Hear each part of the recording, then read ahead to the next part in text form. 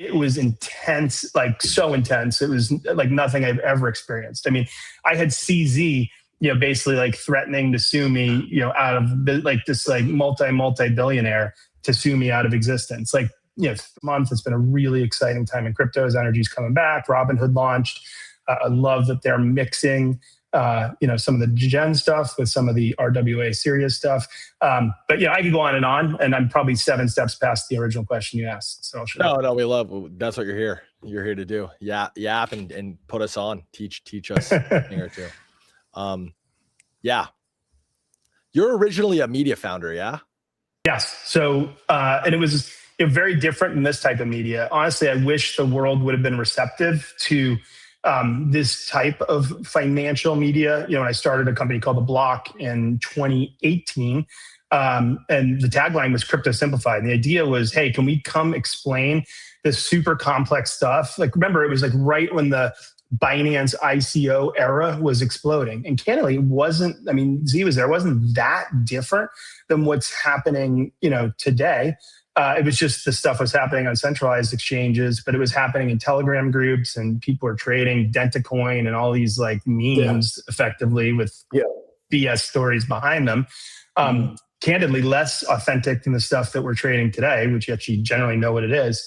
But anyway, the media around the industry was much more serious. It was not suited to what was actually happening. And, that's, people didn't understand it. And that's why they got washed out, so quickly. So, I'm pretty excited about what you guys are doing, because I think we now have a chance to really explain and translate the activity that's happening on chain, why people are spending time on it, and like literally how it ties to the things that we're seeing in the real world and how people behave, their attention spans, what they're interested in, etc.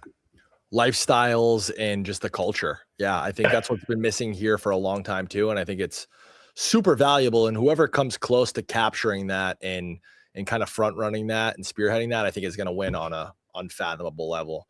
That's really cool. You came from media. You want to walk us through that transition from media founder to fund manager? Like how does that happen? Yeah, and even the one before that. So I'd started a quote unquote traditional tech company before that.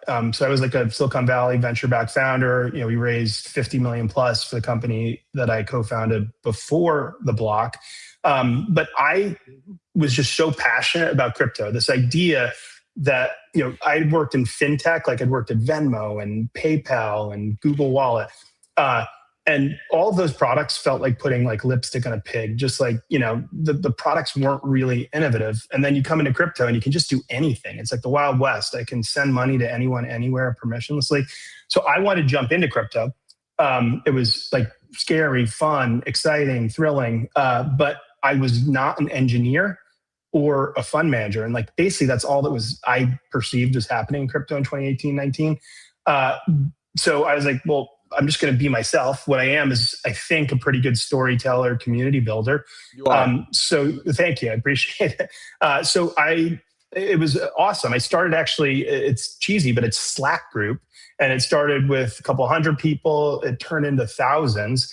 And people asked me, like, just start a company. I was trying to figure out, what am I going to do in crypto? I'm not an engineer. I'm not an investor. Nobody's going to give me money to invest. So I just started telling stories. And so we started with news and media. I hired a couple really young folks, like journalists who really understood and were in the trenches, working on projects, working on governance, hired some researchers, and we started putting out really authentic, good research and news.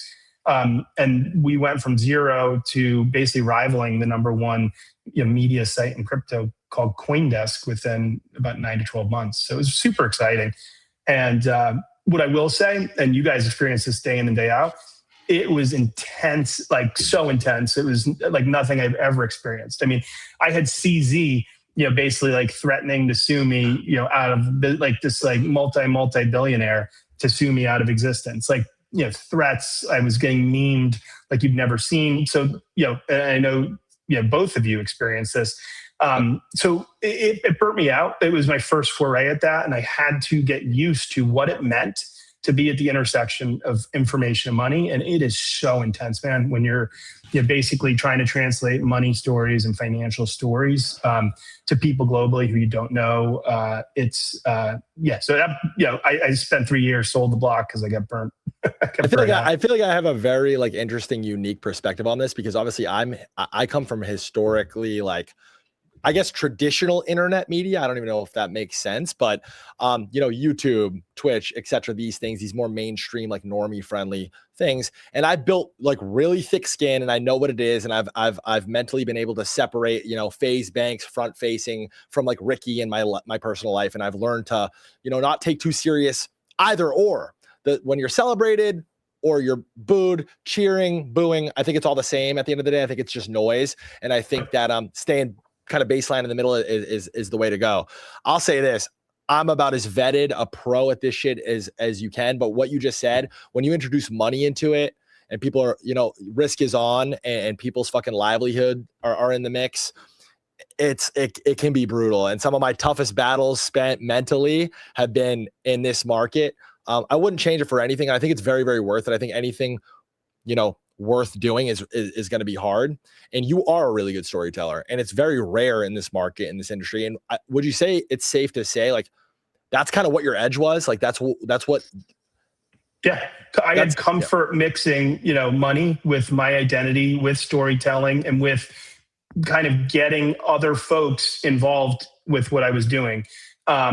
It's scary, right? There's lawyers who are ambulance chasers around who, want to